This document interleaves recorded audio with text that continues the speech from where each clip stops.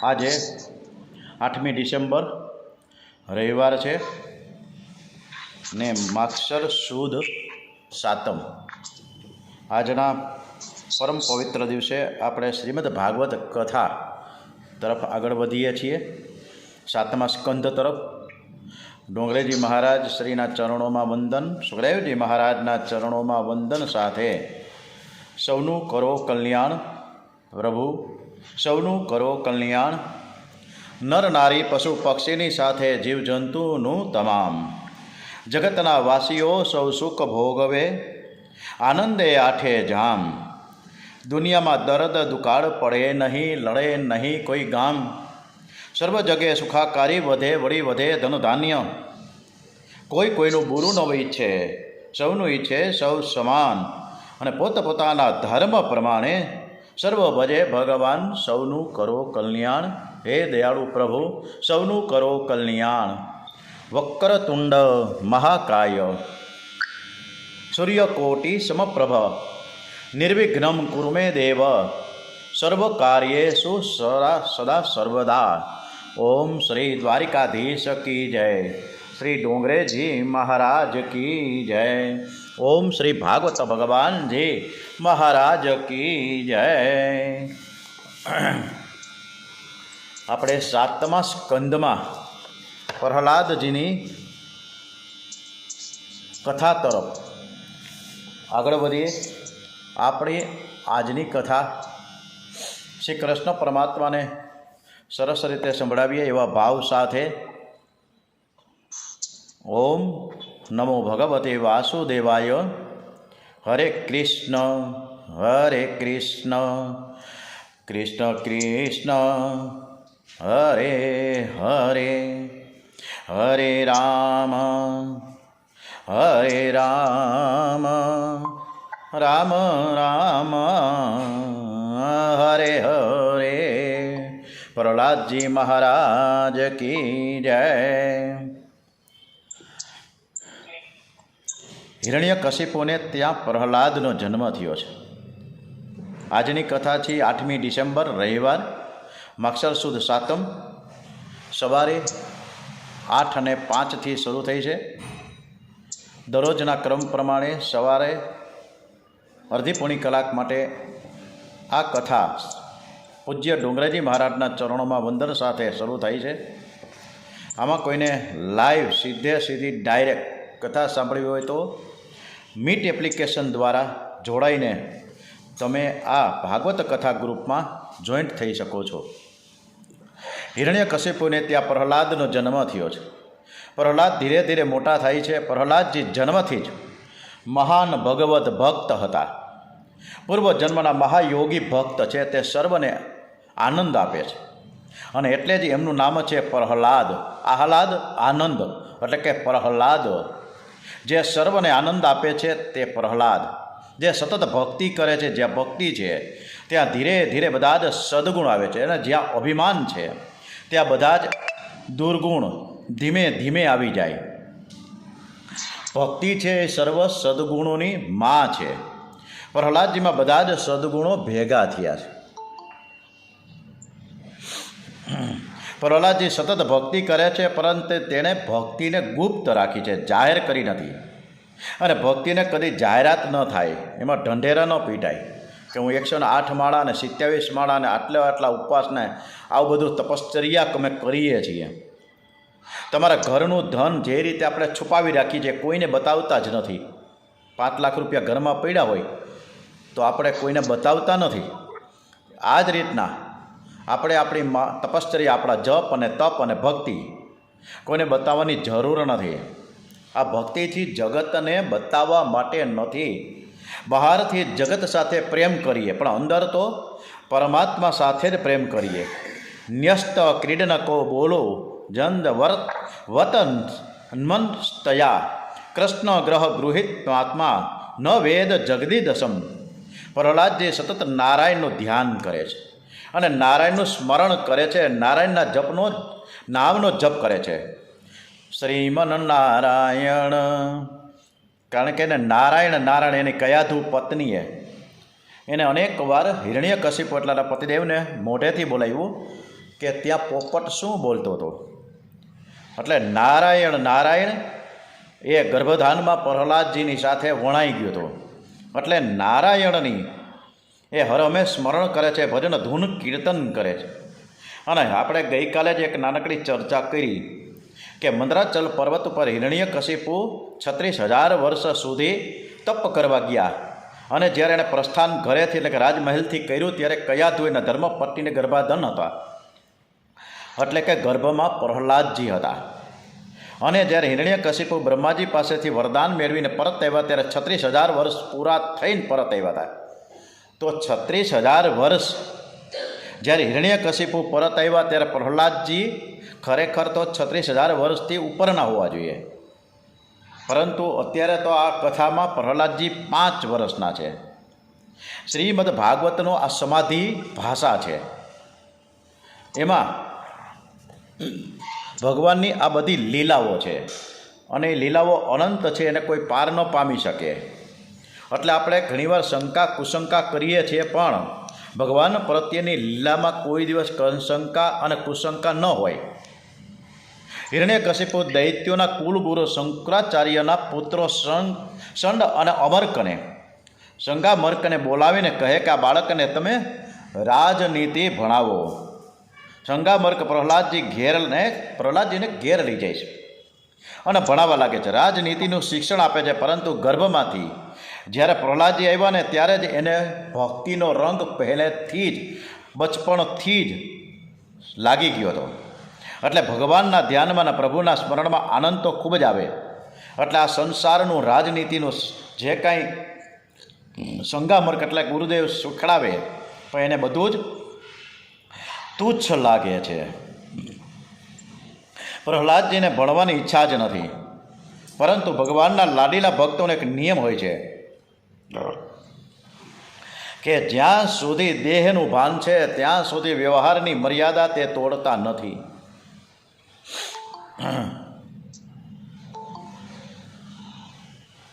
કોઈનો અનાદર ન થાય તેને પૂરેપૂરી કાળજી રાખે છે. ગુરુજી જે ભણાવે છે સાંભળે છે, પણ રાજનીતિનું એ ચિંતન કરતા નથી. ફક્ત ગુરુજીને રાજી રાખવા માટે એ ભણે છે.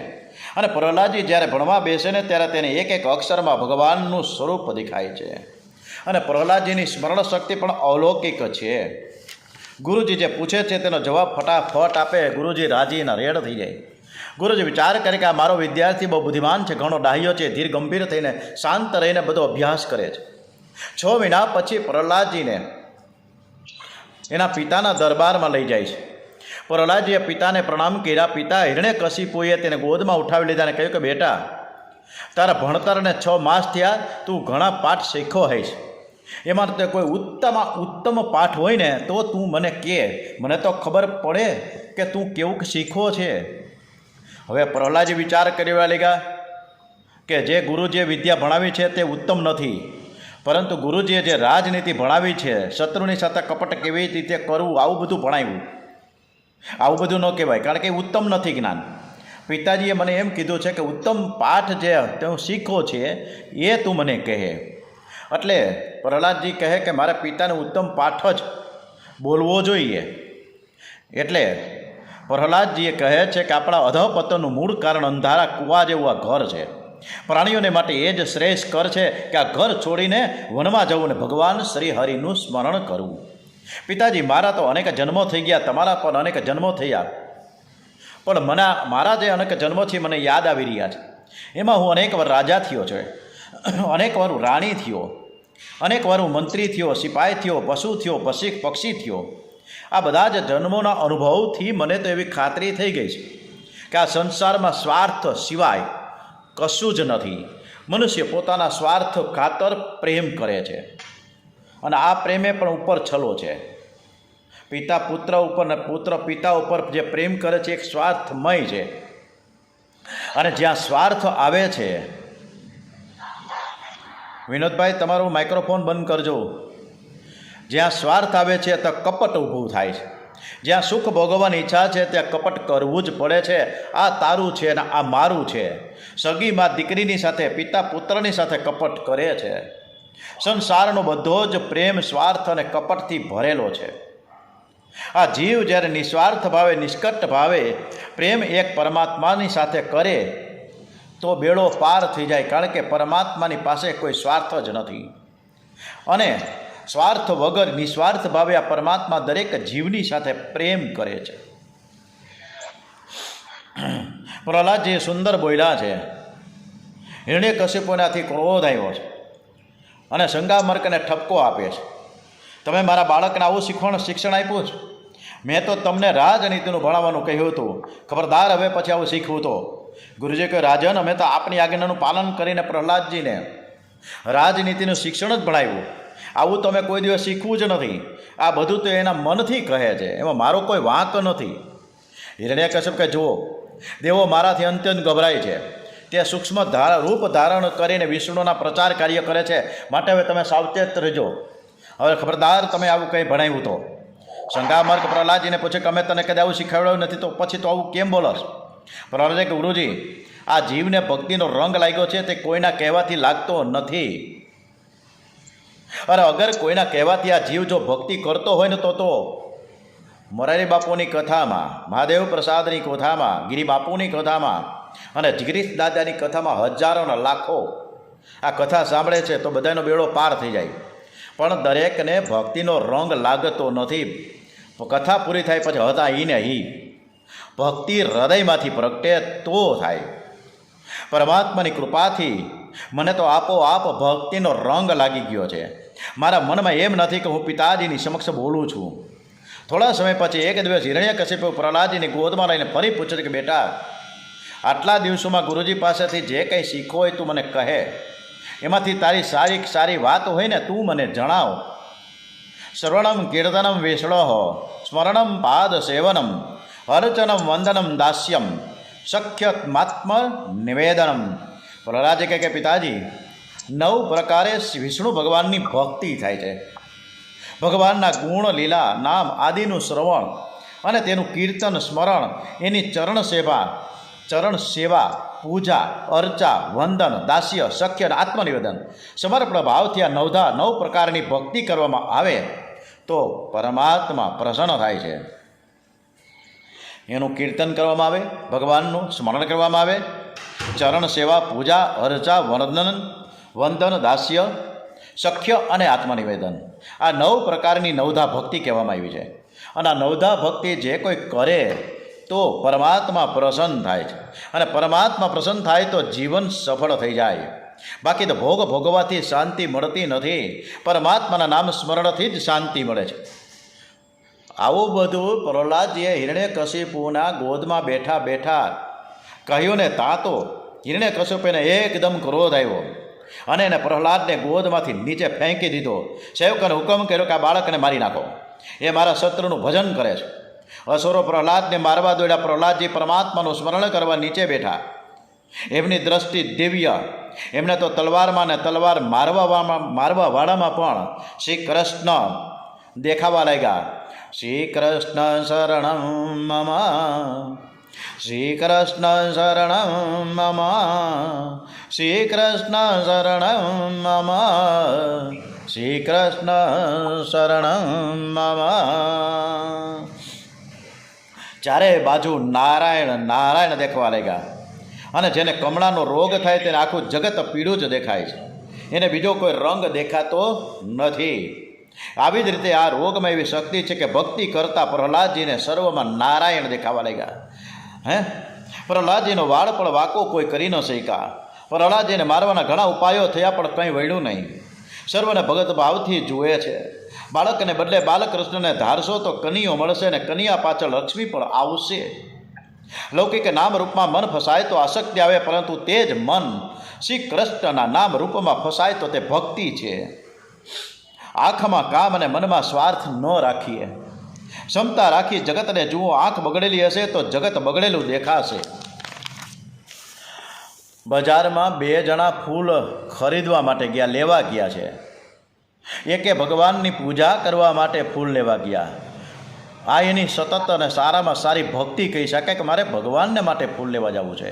અને બીજો છે એની પત્નીને એના અંબોડામાં ફૂલની વેણી બનાવવા માટે ફૂલ લેવા ગયો છે. આ એની આસક્તિ છે. એકની છે ભક્તિ તો બીજાની આસક્તિ, એકને ઠાકોરજીને શણગારવાની ભાવના છે તો બીજાને લાડીને એટલે કે પત્નીને શણગારવાની ભાવના છે. બંને ક્રિયા એક જ છે, છતાં પણ એકની ભક્તિ છે તો બીજાની આસક્તિ છે. દૈત્યો પ્રહલાદને મારે છે છતાં તેનો વાળ વાંકો થતો નથી. પ્રહલાદની ભક્તિ એકદમ દિવ્ય છે, અલૌકિક છે. પ્રહલાદ નિર્ભય છે. પ્રહલાદજીને મારવા અનેક ઉપાયો થયા, હાથીઓથી, ઝેરી સર્પોથી, પર્વત ઉપરથી, બધેથી એને મારવા માટે જોરદાર હિરણ્યકશિપુએ પ્રયત્નો તો કર્યા, પણ આવા અનેક પ્રયત્નો કરવા છતાં પણ પ્રહલાદજી મરતા નથી. આથી હિરણ્યકશિપુ આશ્ચર્ય થયું છે કે આ બાળક કંઈ જાદુગર લાગે છે. આથી તેણે હુકમ કર્યો કે તેને અંધારાની કેદમાં રાખો. જે રીતે કારાગરમાં દેવકીને વસુદેવ જ્યારે કોટડીમાં પુરાઈ ગયા અને કંસે બધેથી તાળા મારી દીધા અને કારાગરમાં જન્મ થયો કૃષ્ણ કનૈયાનો, આવી જ એક બંધ ઓરડીમાં પ્રહલાદને રાખવામાં આવ્યો છે અને સિપાહીઓને હુકમ કર્યો છે. રામભાઈ, તમારું માઇક્રોફોન બંધ કરજો. અને પ્રહલાદજીને અંધારાના ઓરડામાં પૂરી દેવામાં આવ્યા અને સિપાહીઓને આજ્ઞા કરવામાં આવી કે આને કોઈ પણ પ્રકારનું અન્ન જળ આપવાનું નથી. ચોકી પહેરો ટાઈટ કરી દો અને જ્યાં સુધી એના અન્નજળ નહીં મળે ત્યાં સુધી હોય ભલે એ જીવે, બાકી અન્નજળ વગર કેટલા દિવસ જીવશે, મરી જશે. આ એનો સગો બાપ એના દીકરા માટે બધું કરી રહ્યો છે. પ્રહલાદજીને અંધારે ઓરડેમાં પૂરી દેવામાં આવ્યા. એમ છતાં પણ પ્રહલાદજીને જરા પણ બીક લાગતી નથી અને થયું હવે હું શાંતિથી બેઠો બેઠો પરમાત્માનું સ્મરણ કરીશ. એ શાંતિથી કૃષ્ણ કીર્તન કરે છે, સુખમાં ભગવત કૃપાનો અનુભવ કરે. પણ વિનોદભાઈ તનાતા માઇક્રોફોન બંધ કરજો. રામભાઈ, હું તો શાંતિથી આ કારાગરમાં બેઠા બેઠા પરમાત્માનું સ્મરણ કરીશ. અને શાંતિથી કૃષ્ણ કીર્તન કરી રહ્યા છે. હરે કૃષ્ણ હરે કૃષ્ણ કૃષ્ણ કૃષ્ણ હરે હરે, હરે રામ હરે રામ રામ રામ હરે હરે, હરે કૃષ્ણ હરે કૃષ્ણ કૃષ્ણ કૃષ્ણ હરે હરે, હરે રામ રામ રામ હરે હરે. એકદમ શાંતિથી કૃષ્ણ કીર્તન થઈ રહ્યું, સુખમાં ભગવત કૃપાનો અનુભવ થઈ રહ્યો છે. એ સાધારણ વૈષ્ણવ જે છે એ તો અનુકૂળ અને પ્રતિકૂળ પરિસ્થિતિ હોય તો ભગવાનનું પૂજન અર્ચન સેવા પૂજા ધૂન ભજન કીર્તન કરે, પરંતુ જ્યારે પ્રતિકૂળ પરિસ્થિતિમાં પણ ભગવત કૃપાનો અનુભવ કરે એ જ સાચો વૈષ્ણવ છે. અને એ ક્યારે પણ સેવા સ્મરણ નહીં છોડે, એ મહાન વૈષ્ણવ કહી શકાય. દેવકીને વસુદેવ પર કેટલું બધું દુઃખ પડ્યું, છતાં પણ તેઓ ધીરજ રાખીને એની ભક્તિ ન છોડી. આપણા ઉપર સહેજ પણ દુઃખ આવે છે ને ત્યાં તો આપણે અકળાઈ જઈએ છીએ. અતિશય દુઃખમાં પ્રહલાદજી વિચાર કરે છે કે મારા ભગવાન મારી સાથે છે, તો પછી બીક શાની? બીક જેને લાગે છે તે ઈશ્વરથી દૂર છે. અંધારામાં પણ પ્રહલાદ કૃષ્ણ કીર્તન કરી રહ્યા છે. શ્રી રામ જય રામ જય જય રામ, શ્રી રામ જય રામ જય જય રામ, મંગલ ભવન અમંગલ હારી, દ્રવૌ સો દશરથ અજીર બિહારી. ઓમ નમો ભગવતે વાસુદેવાય, ઓમ નમો ભગવતે વાસુદેવાય, વાસુદેવાય હરે વાસુદેવાય, હરિ ઓમ તત્સત. જય ગુરુદત્ત હરિ ઓમ તત્સત જય ગુરુદત્ત હરિ ઓમ તત્સત જય ગુરુદત્ત નમઃ શિવાય ઓમ નમઃ શિવાય હરિ ઓમ તત્સત નમઃ શિવાય ઓમ નમો ભગવતે વાસુદેવાય ઓમ નમો ભગવતે વાસુદેવાય ઓમ ભૂર્ભુવસ્વઃ તત્સવિતુર્વરેણ્યં ભર્ગો દેવસ્ય ધીમહિ ધિયો યો નઃ પ્રચોદયાत् ઓમ ભૂર્ભુવસ્વઃ તત્સવિતુર્વરેણ્યં ભર્ગો દેવસ્ય ધીમહિ ધિયો યો નઃ પ્રચોદયાत्. અંધારામાં પ્રહલાદજી કૃષ્ણ કીર્તન હરિસ્મરણ કરી રહ્યા છે. ભગવત પ્રેમમાં એને દેહ ભાન રહેતું નથી, તો પછી ખાવા પીવાની તો વાત જ શું કરવી. માલિકનો એક નિયમ છે કે જગતમાં એક પણ જીવ ભૂખ્યો ન રહે. વૈકુંઠમાં ભગવાન ભોજન કરી શકતા નથી, કારણ કે એનું નામ છે વિશ્વંભર. એ સર્વનું ભરણ પોષણ કરે છે, સર્વને તૃપ્ત કરે છે અને પછી આરોગ્ય છે. આજે વિષ્ણુ ભગવાન લક્ષ્મીજીને પૂછે છે કે જગતમાં કોઈ જીવ ભૂખ્યો તો નથી ને? લક્ષ્મીજી કહે છે કે બધાને ફળ મળ્યું છે, બધાને કાંઈક ને કાંઈક ભોજન મળી ગયું છે, પરંતુ તમારો ભક્ત પ્રહલાદ હજી કેદમાં ભૂખ્યો છે. ભગવાન કહે કે દેવી, તેને માટે જલ્દીથી તમે પ્રસાદ મોકલો. લક્ષ્મીજીએ સેવકોને આજ્ઞા કરી કેદમાં જઈને પ્રહલાદજીને પ્રસાદ આપી આવો.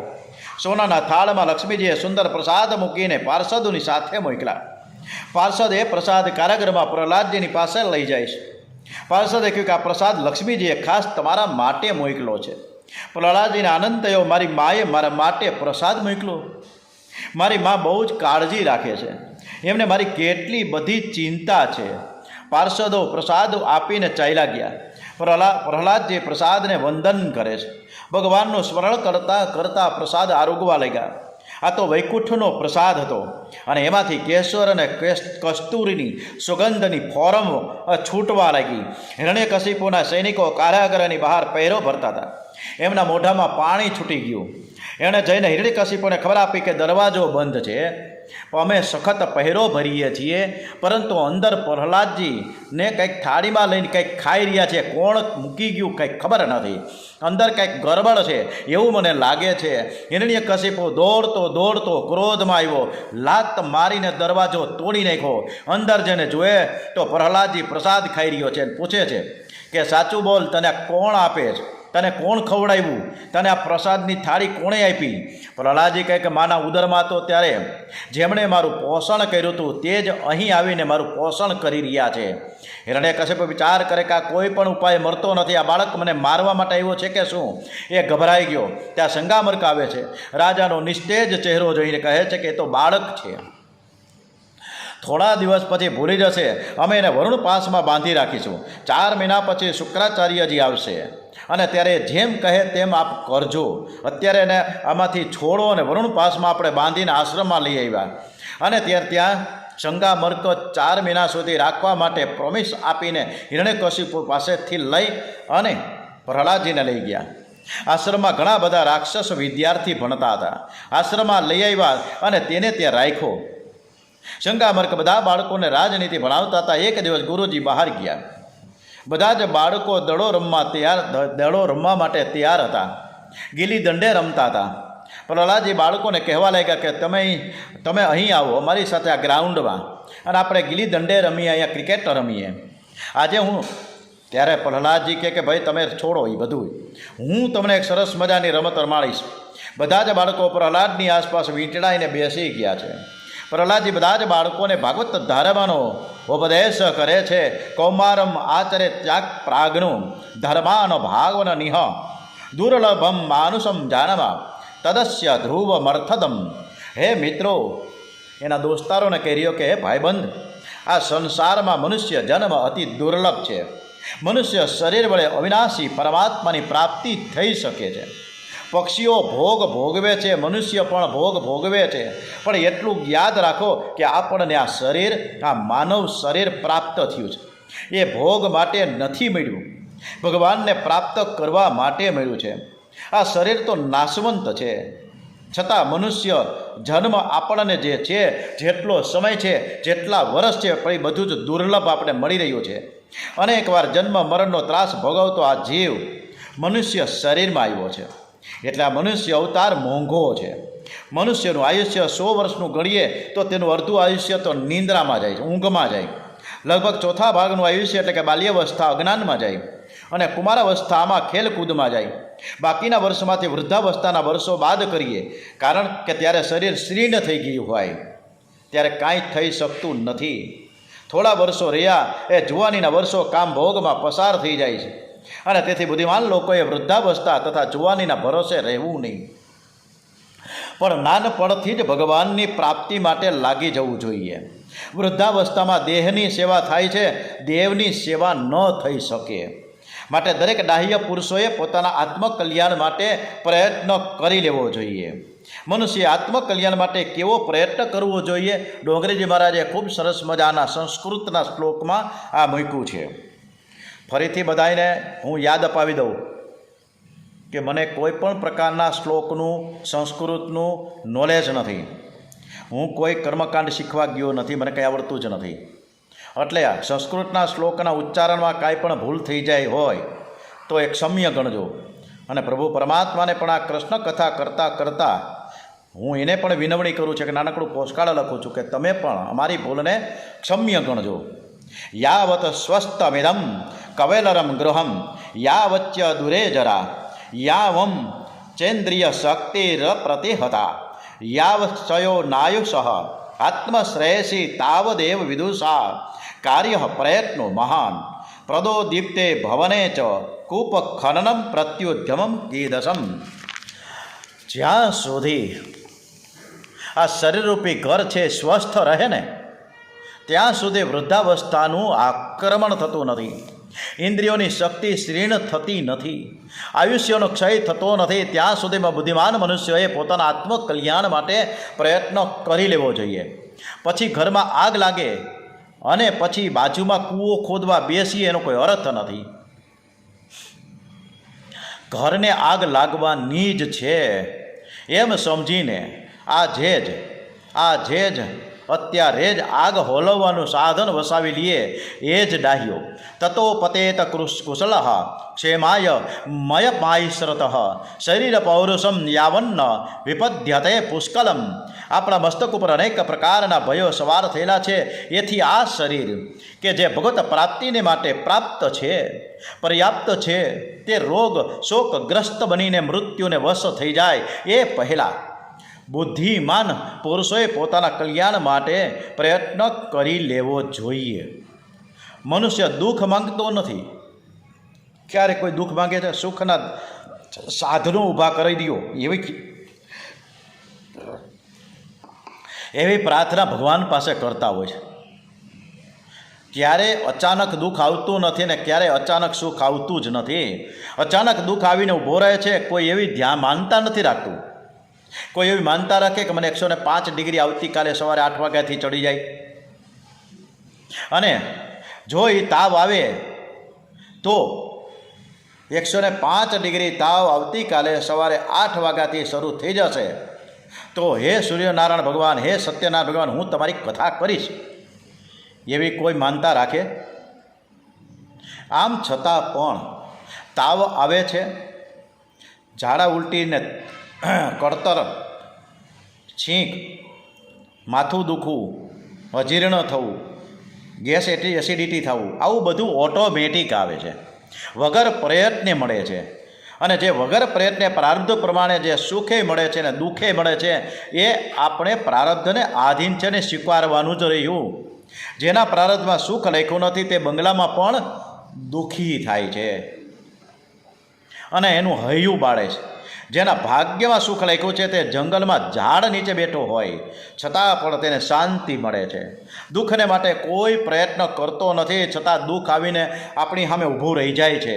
તમે કરો શું? માટે સુખ દુઃખ માટે પ્રયત્ન ન કરો.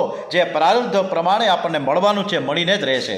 કોઈ પ્રયત્ન એવી કરવાની જરૂર નથી. પ્રયત્ન ફક્ત અને ફક્ત પરમાત્માને પ્રસન્ન કરવા માટે, પરમાત્માને રાજીપા રાખવા માટે કરવાનું છે. પરમાત્માને માટે જે પ્રયત્ન કરે ત્યારે પ્રભુ એના ઉપર ખૂબ જ પ્રસન્ન બની જાય. આવી રીતે પ્રહલાદજીનું ચરિત્ર ખૂબ જ આપણને બોધ આપે છે કે મનુષ્ય નાનપણથી જ પરમાત્માનું ભજન અને કીર્તન કરવું જોઈએ.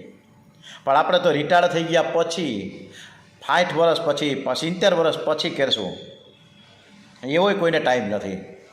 સવારના પોરમાં ઉઠ્યા એટલે સીધી ઓલી ફાંકી ખાવી છે, સમજ્યા? અને પછી ક્યાંક ગપ્પા મારવા માટે સવારના પોરમાં ચા પીવા બહાર જવું છે. ઘરમાં ચા ન મળતું હોય તો બહાર જાય, ત્યાં ગપ્પા મારીને સવારના 10 વાગે આવે. વોકિંગ કરતાં કરતાં પણ પાન, તમાકુ અને ગુટકા ખાવા છે. આમાં ક્યાંથી થાય પરમાત્માને રાજી? ક્યાંથી થાય? બાળકો કહે છે પ્રહલાદ આ તો રમવાની ઉંમર છે. વૃદ્ધાવસ્થામાં નિવૃત્ત થયા પછી આપણે ભક્તિ હમણાં આપણે રમી તો લઈએ, ગીલી દંડો આપણા હાથમાં છે, ક્રિકેટ આપણા હાથમાં છે, હાલો તું સામે ઉભો રહે ને હું અહીંયા ઉભો રહું. પ્રહલાદજી કે આજે તમારું શરીર સારું છે, હું જે કહું બરાબર તમે સાંભળો. આજે તમારું શરીર સારું છે, વૃદ્ધાવસ્થામાં શરીર દુર્બળ છે, થશે ત્યારે શું કરશો? પરમાત્માનું આરાધન અત્યારથી જ થવું જોઈએ. બધું મૂકી દો, અત્યારથી જ આપણે ભક્તિ કરીએ. તો બાળકો કે હું અત્યારે અમારા જુવાનીમાં ભક્તિ કરવાની? તો પ્રહલાદજી કે હા, કારણ કે જુવાનીમાં અભિમાન હોય છે, મદ હોય છે, અને મનુષ્ય એ સમયે ઇન્દ્રિયોને લાડ લડાવે છે અને ઇન્દ્રિયોને ગુલામ બનાવે છે. ઇન્દ્રિયોનો ગુલામ બની જાય, અનેક પ્રકારના મોહમાં ફસાય છે. આજથી તમે ભક્તિના સંસ્કાર દ્રઢ કરો તો જુવાનીમાં કામ આવશે. હૃદય કોમળ અને નિર્દોષ હોય ને ત્યારે તેને સારા સંસ્કાર આપવા જોઈએ. ક્યાંથી આપે? અત્યારે મમ્મી પપ્પા ક્યાંથી આપે સારા સંસ્કાર? મોબાઈલ હાથમાં પકડાવી દે. 6 મહિનાનું બાળક હોય તો મોબાઈલ, સમજ્યા? એક નાનકડી બોટલ આપે દૂધની, સમજ્યા? અને ઓલી બાઈ સામે ખૂણામાં બેઠા બેઠા સોફા ઉપર ચડી જાય અને એ મોબાઈલ જોવે ને છોકરું મોબાઈલ જોવે. આ પરિસ્થિતિ અત્યારે છે. એમાં ક્યાંથી સંસ્કાર આવે? મોટા મોટા પંડિતો, વિદ્વાનો આખો દિવસ પૈસાની પાછળ પડે છે અને રાત્રે કામાંત અને મોહાંત બને છે. વિદ્યાનું ફળ પૈસો અને પ્રતિષ્ઠા નથી, પણ તેનું ફળ પરમાત્મા છે. બાળકો કહે છે કે પરમાત્માને પ્રસન્ન આપણે કઈ રીતે કરીએ? પ્રહલાદ કે એક જ પરમાત્મા સર્વમાં રહેલા છે એવી દ્રષ્ટિ કેળવો. જગતને પ્રસન્ન કરવું તે કઠણ છે, પણ શ્રી કૃષ્ણને પ્રસન્ન કરવા જરાય કઠણ નથી. તસ્માત સર્વ, કારણ કે આપણે આજે ખૂબ જે માણસને આપણે વહાલો કરીએ, પ્યાર કરીએ, પ્રસન્ન રાખવા, રાજી કરવા માટે પ્રયત્ન કરીએ, 3 દિવસ પછી એ જ સામો આવીને ઊભો રહીએ અને આપણું અપમાન કરે છે. એટલે આ જગતને કોઈ ખુશ રાખી શક્યું નથી. તસ્માત સર્વેષુ ભૂતેષુ દયામ કુરુત સૌહૃદયમ આસુરમ ભાવનમુચ્ય યયા તુષ્યત્યબધોક્ષજ. તમે તમારા દૈત્યપણાનો તેમજ આસુરી ભાવનો ત્યાગ કરીને સર્વ પ્રાણીઓ પર દયા કરો, પ્રેમથી તેની ભલાઈ કરો. આથી ભગવાન પ્રસન્ન થાય છે. અને ભગવાન જ્યારે કૃપા કરે છે ત્યારે મનુષ્યની પાસવી બુદ્ધિ નષ્ટ થાય છે. સ યદાનુવ્રત પુષામ પશો બુદ્ધિ વિભર્ધતે. બાળકો પછી પ્રહલાદ અમને તો ક્યાંય ભગવાન તો દેખાતા નથી, અમને ક્યાંય ભગવાન તો દેખા નથી, તને દેખાય તો આરાધન કેવી રીતે કરવું? હાલો કયો તમે. પ્રહલાદજી કે ભગવાનનું ધ્યાન કરો, એમાં તન્મય થાવ.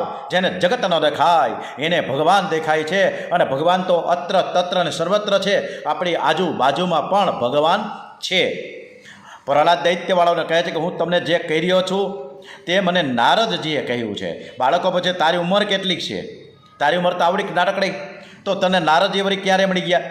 પ્રહલાદજી કહે કે મારા પિતાજી મંદરાચલ પર્વત ઉપર તપ કરવા ગયા હતા અને ત્યારે ઇન્દ્રાદી દેવોએ દાનવો ઉપર ચડાઈ કરી. ઇન્દ્ર મારી માને કેદ કરીને લઈ જતો તો રસ્તામાં ઇન્દ્રને નારદજી મળ્યા. નારદજીએ ઇન્દ્રને કહ્યું કે કયાધુને તું છોડી દે. એટલે કયાધુ છે હિરણ્યકશિપુની પત્ની અને પ્રહલાદજીની માતા. કયાધુને તું છોડી દે એટલે ઇન્દ્રે મારી માને છોડી દીધી. મારી માતા નારદજીના આશ્રમમાં ગઈ અને ત્યારે હું મારી માતાના ઉદરમાં હતો. માતાજીએ સંતોની ઘણી સેવા કરી. માં કથા કીર્તનમાં પણ જતી. હું મારી માતાના ઉદરમાં બધું જ ધ્યાન દઈને સાંભળતો હતો. તેવામાં એમાં આવતું હતું કે પરમાત્માને પ્રસન્ન કરવાનું સરળ સાધન છે કીર્તન. માતાને કથા કીર્તનમાં અનેક વાર નિંદ્રા આવે છે, પણ હું તો સાવધાન થઈને કથા સાંભળું છું. નિંદ્રા દેવીને કથા કીર્તનમાં જ્યાં કથા વાર્તા થતી હોય ને હજી માંડ અડધી કલાક મોરારી બાપુએ કથા શરૂ જ કરી હોય ને ત્યાં તો ઘણા લોકો સૂઈ જાય કથા મંડપમાં જ નસકોરા બોલાવવા માટે આજુબાજુવાળા એને ઠોહા મારે કે ભાઈ તું કથા સાંભળવા આવ્યો છે કે નીંદર કરવા આવ્યો છે. આવું પરિસ્થિતિ છે આપણી. બધાને કુંભકર્ણ આવી જ જાય, પણ ક્યારે આવે? કાં તો પૂજા કરતા હોય ત્યારે, માળા કરતા હોય ત્યારે, કે કથા સાંભળવા ગયા હોય ત્યારે આવે. ઓમ શ્રી કૃષ્ણ કનૈયાલાલ કી જય. આગળની કથા આપણે આવતીકાલે શરૂ કરીશું. સવારે 8 થી 9 આપણે આ કથા શરૂ કરીશું. ત્યાં સુધી આ કથાને વિરામ આપીએ. ઓમ શ્રી ભાગવત ભગવાનજી મહારાજ કી જય. શ્રી કૃષ્ણ કનૈયાલાલ કી જય. શ્રી બાલકૃષ્ણલાલ કી જય. શ્રી ડુંગરેજી મહારાજ કી જય. ઓમ નમો ભગવતે વાસુદેવાય. ઓમ નમો ભગવતે વાસુદેવાય.